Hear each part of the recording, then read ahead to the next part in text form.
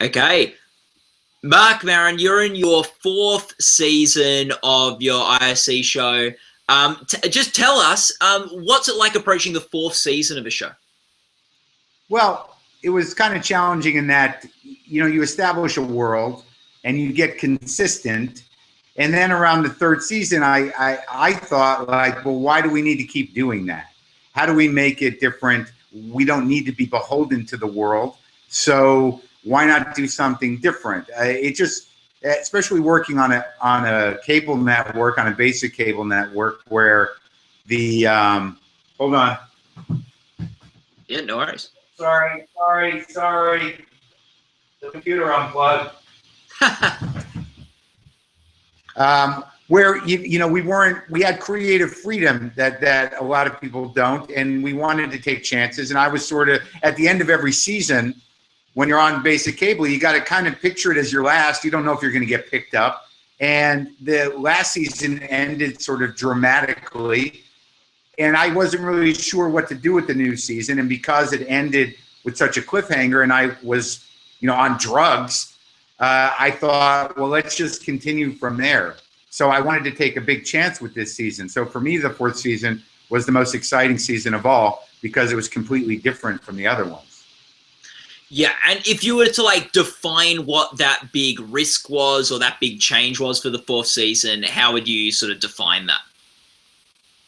Well, the risk was really that at the end of season 3, I relapsed on drugs because I had a back problem. So coming into season 4, I wasn't even sure if I wanted to continue doing the show because, I felt like I'd run out of stories to tell in the world that we had established. But then it just hit me one day in the car that, well, why don't we just have him been using drugs for a year? Since the last time we've seen him, he's been using drugs and he's lost everything. And his life's a disaster and he's in trouble, and start from there. And then the decision was to make it, episodic, to have a seasonal arc, which in the previous seasons we didn't really do. You could sort of watch them, however, as standalone episodes, except for ones that had a recurring character or a small episodic arc. But this, you have to watch it in order. There's 3 defined sections of this season in my mind, and it's all new. So that's how we approached it, and it's very rewarding. We're very proud of this season. And it's almost like this season we've seen him sort of ping pong around to living in different environments with different people and things like that. What has that been like, that element of the show, sort of him being probably a bit more on the move this season? Well, yeah, but we're always on the move because we're shooting like that. We don't have a studio. We did have a house. So yeah, it is more on the move.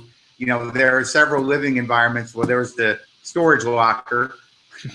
And then I sort of moved around, and then I made another move without spoiling too much. So it was exciting because it's very exciting to have created a show 4 seasons in where it's impossible to know what's going to happen for the viewer episode to episode.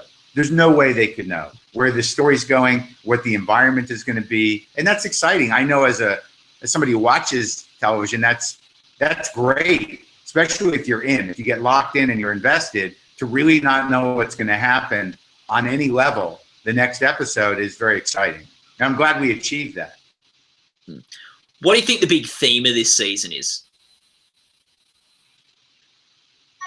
You're finding out the big theme for this season is really trying to understand, what is purpose in life, and what are the choices we make? What do we really want to do with our life, and how to overcome certain horrible struggles, I guess, moving through. It's really about the guy, me, finding himself to a degree.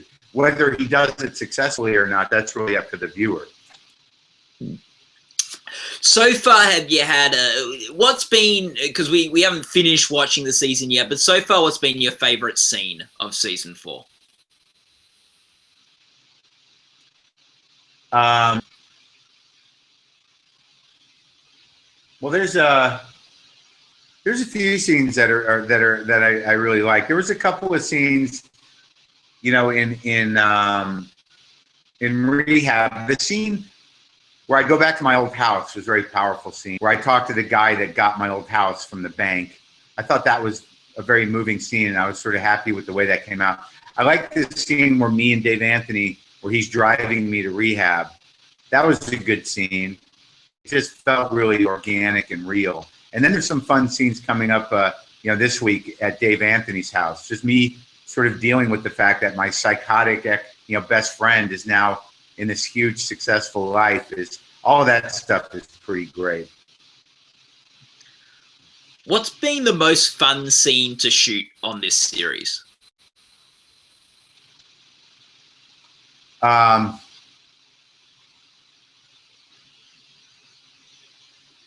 there was some. I'm trying to think.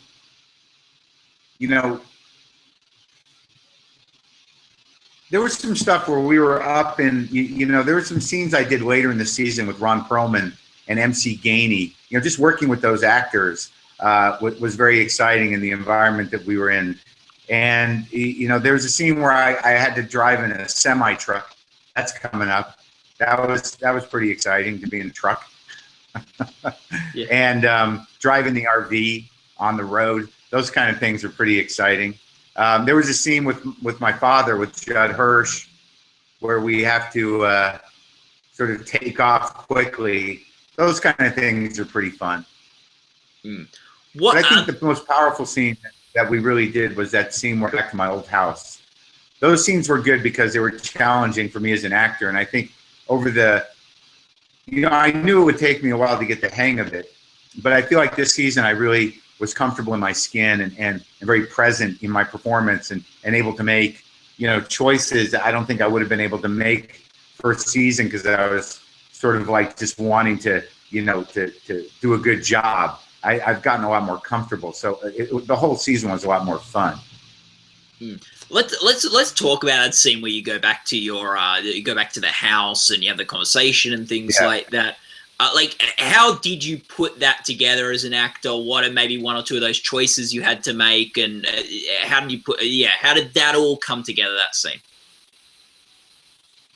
Well, the guy that I'm spacing out his name. We cast a guy that had, a very sort of open and pretty sweet energy. But the way I played it was that weird anger. You have this anger at yourself for screwing your life up. But it's hard to accept all that at once.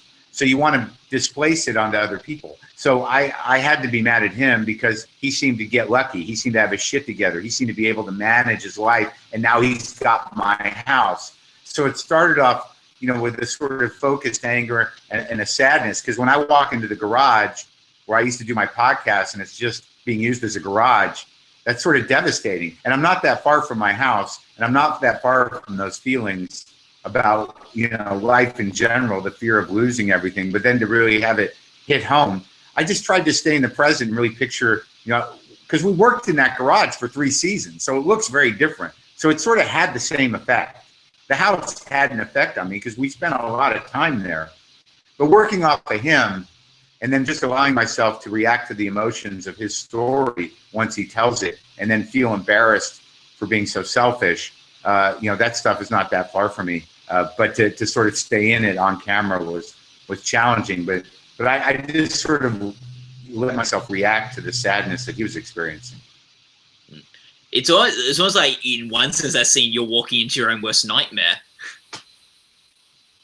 Yeah, it's devastating. It's a nightmare, but the reality of it, just to because I felt it. Because we weren't shooting in that house anymore, and I spent a lot of time in there, and the reality of that, that I think that's really where it sinks in, that I lost everything. It's definitely a nightmare, but I had nowhere else to go after that. It's very exciting to work from that place. Given that we've established a character, it's all about me sort of coming into my first real success in life, and then to take it all away from him it's fun to work from a place where you have nothing to lose, where there's nothing left to lose, because you have to ask for help. You rely on other people. You have to really kind of, make different decisions for yourself. You don't know what's going to happen. And I think you feel the entire season. Was that scene like to have to go through that and go through his emotions and stuff like that? Was that hard to walk away from, or after you did the scene, or could you just like, I don't know, brush it off pretty easily once it was all wrapped and cut and everything? You, as an actor? As an actor, yeah. Well, it was hard to walk away from it, but the whole season sort of builds from this place where I'm displaced, I'm untethered. I'm trying to stay sober. I'm reevaluating my entire life. So it was just important for me to remember where I was at scene for scene because of our budget, we shoot 2 episodes, in 6 days.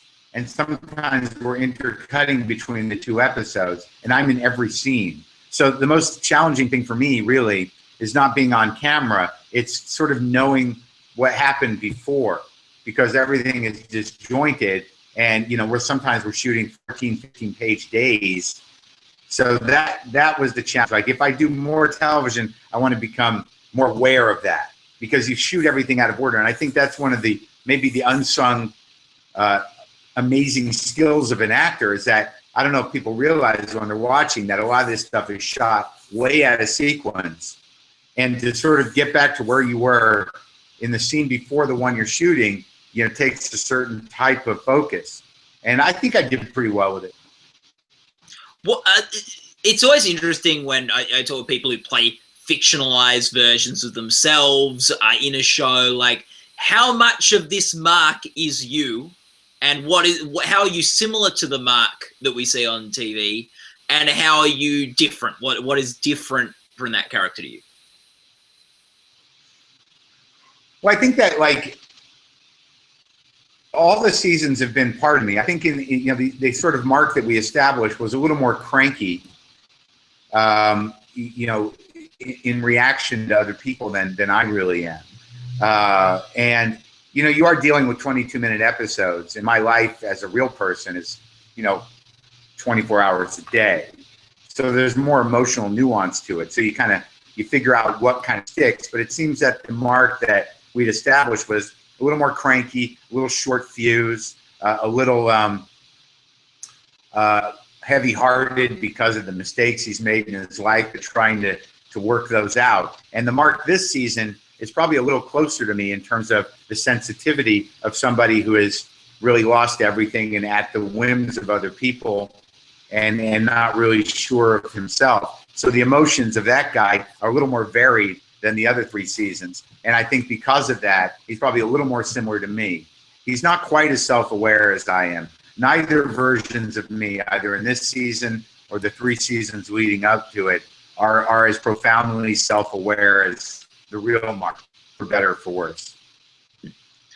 It's interesting. Something I appreciate about the show is it tells the story of a podcaster, which I, as someone who does a bit of podcasting myself, is fascinated to see the life of a podcaster on TV. What's it like? So, because that's not something we see a whole lot of on TV. People podcasting or talking about podcasts and stuff like that.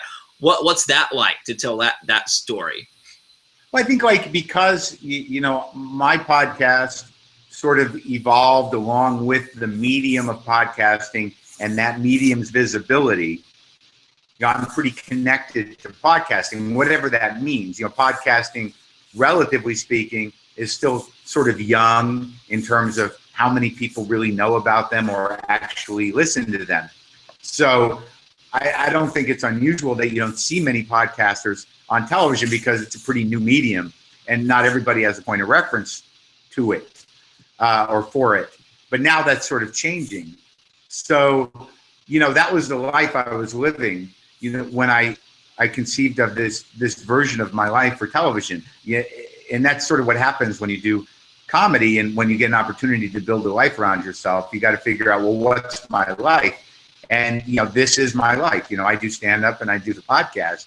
So it was nice to be able to do it because it also gave us an incredible device in terms of narrative and in terms of the character where, we could, for the first 3 seasons, we're able to have guests on the podcast, even for a few minutes, and do sort of a behind the scenes thing, sometimes integrating those guests, playing themselves in the story of the episode. And also at the end, I'm able to sort of share my thoughts and feelings on the podcast mic, which was a fairly intimate shot that became a recurring shot throughout the season.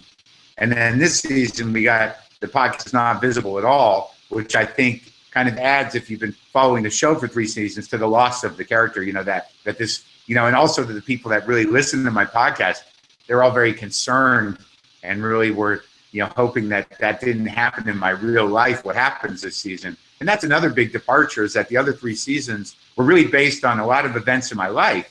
And this season, thank God, is not based on my life, but it is a cautionary tale. Yes, hopefully not prophetic. Yes. Yeah. What's your favorite thing with the WTF podcast? What's your favorite thing about podcasting and using that as a medium? Well, for me, like, it's a way to really, when I have somebody come over to the garage and talk to me, it's a real conversation, and I'm nervous about it, and I don't know what's going to happen, and I really open myself up, and I try to stay loose and have these, very real and very engaged and very kind of exciting conversations. And that really hasn't changed. And when I do the monologues, I really get to think out loud in a format that allows me to do that, without much filtering.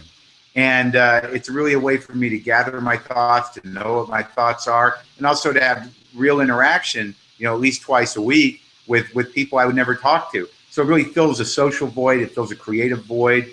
And sharing these intimate situations, it's only me and whoever I'm talking to in the garage, or just me, seems to have an effect on people. And I don't think I could do that in any other medium.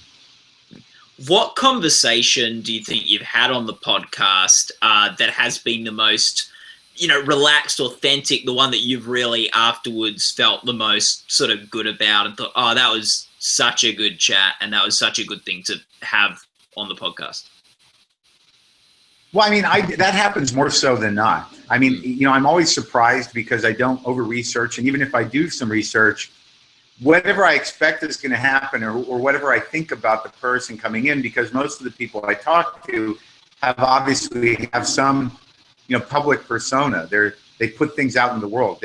You are able to sort of make assumptions about them and their work. And I'm always sort of surprised at the humanity of almost all of them, that they far exceed my expectations, and also, rarely the sort of, slot that I've made for them in my head, or what I think they are. They're much broader and much more, there's depth and nuance to all these people, and that obviously there is, because they're people. But a lot of times, you don't quite have certain celebrities in that category. They exist as this, maybe multidimensional, but certainly something predictable, or something you assign to them that may have nothing to really do with their real, with who they are. So I'm always satisfied and surprised and excited by conversations. Some conversations are difficult, but I guess over time I've grown to really appreciate that. Maybe that person is difficult. Maybe that was the day it was, who knows? But I know that if I sit there with them for an hour, you're going to get a sense of who they are. And if they're difficult, they're difficult. If it was a bad day, it was a bad day. But like, if you sit with someone for an hour, there's enough there to make some sort of assessment of their humanness. Mm. What? Who do you think broke down that sort of public Sorry? There's no one conversation, is what I'm saying. I'm always surprised. 95% of the time, 99% of the time, I always walk out of the garage going, wow, that was interesting, or that was great, or I didn't know that, or we really did this, or, like, there's very few where I don't have some exciting, feeling about it. Was there one or two that you could say maybe you thought broke down that public persona and you got sort of beneath the surface the most for? Well, I mean, like, most people don't sit and talk for an hour about whatever comes up, like, I think people, like the William Friedkin interview was, he certainly talked about himself, but, the way it came together was sort of amazing, and the narrative was very interesting. And also, like Paul Thomas Anderson, who was a very mysterious figure. when I sat and talked to him, he was just, a good guy that had a good sense of humor and, was very different than the person I thought he would be or I assumed he would be. And that happens a lot, with people, especially directors, which are they're hard to get. But, they're very mysterious people because, they're usually, if they're working for 6 months to a year. It's very hard to, and you don't know who they are. So Paul Thomas Anderson was kind of, mind blowing, really. And I don't know. There's people like Wanda Sykes. I don't know. I didn't know anything about her life, and the sort of sweetness and about her kid, and public personas or lack thereof, or public mysteries. They're always just people. That's always the surprising thing. And I don't know why it continues to be surprising, but you're sitting with this person. Like I've got a Neil Young interview coming up, where Neil Young's like, he's this mythic personality, and then you're just sort of like, well, he's kind of a cranky, brilliant genius, but he's just a dude. He's just a guy, and he's got all kinds of tics and habits. And that's what really comes out in the garage, because you're not seeing it, and they don't have to dress up or worry about cameras or anything else. So you really have all these pauses and these interesting moments, and them sort of like, are we on? And can we, there's just, audio is a very powerful medium. Yeah. Is there someone that you haven't had on the podcast that you just love, like one person you haven't had on that you'd love to talk to? Yeah, there's a lot of people. There's a lot of people. Like I've been trying to get Albert Brooks to come on. Lily Tomlin, I'd like to have on. There's a lot of the actors are a little tricky. I just had John C. Reilly on. I haven't put it up yet. That was interesting. But I haven't talked to Steve Carell. I haven't talked to David Letterman. I haven't talked to. There's always people. There are directors that I'd like to talk to. I think I might get to talk to Werner Herzog. There's always people in the arts that kind of there's plenty of people that I've not talked to that I'd like to. Yeah, and you're right with those sort of like authentic, real moments that you can get with people in a sort of medium like that. I know, like we've got a video at the moment going, but even like just little things like you need to plug in your computer and stuff are fun little things you can have in a chat where people are a bit more relaxed. Oh, they're amazing. Like I've got I interviewed Chelsea Handler. That's going to be on Thursday, and that was just supposed to be a short interview, and we ended up talking for almost an hour, and it was intense. She's tough. Not a tough interview, but she's a tough woman, and there was a sort of tangible, kind of interesting tension going on that wasn't, it wasn't volatile, but it was real, and to sort of see how that kind of broke down, and because I like her and I think she likes me, but she's tough, and there was some pretty tense moments, and I loved it. I didn't know if it was going to resolve itself, but it worked out pretty well. So we made it a whole episode. That's cool. And what was it? Just quickly, what was it like having Barack Obama like on the podcast? That was very different to all the other people you've had on the show. Yeah, he's the president. Yeah. It was great. I was a fan of his. I didn't know how that would go. Really, it was a big ordeal for him to come over. There's Secret Service, there's snipers on my neighbor's roof. There's, you've got a very specific time window. But they were very good about, they gave us final edit. There was nobody in the room with us except the Secret Service guy behind me. And my concern was really just sort of honoring the show and what I do with the show, and really trying to connect with him, as a person, and not get too in the weeds with politics or other things that would distract him and get him away from that. I wanted to keep him off his talking points, and it was good. Right away, I found him to be very earnest and genuine, and I think he's a decent moral guy.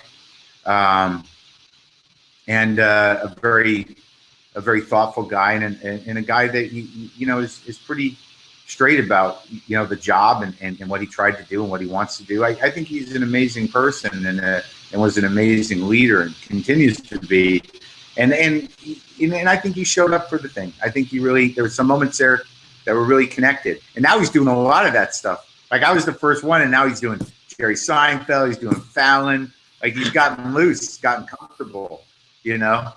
I'd like to think I helped him with that. Yeah. Did you think with him? Did you also feel like at the end of that chat, like he's got this big public persona, but he's just a guy too? I think he is a guy, but obviously there's a very unique sort of strength and force of will and some sort of gift that is not quite describable that enables somebody to hold that job with the calm and cool and sort of decency that he's been able to do that. So it's hard to explain what that is. So yeah, I felt that he was just a guy, but he's also just a guy that's been president for 8 years, and I don't know what that is. That's something that is relatively undescribable. But when I was sitting there, he seemed like just a guy, but then he had to get on Air Force One and deal with the world. So there's much more to him than just a guy. Yeah, definitely. Well, Marc, thanks so much for chatting with us today. All the best of luck with the Emmys for Maron, and all the best of luck for the rest of this season and for everything going forward. And hope we're able to help break down your public persona today too. Yeah, you did. You almost got a very aggravated Maron because I couldn't get on this Google Chat thing. But here I am. We did it. We did it, Marc, and yeah, and yes, if only we were recording that for the chat. That would have been good. Nice talking to you, man. Yeah, great talking to you too. Take care. Yeah.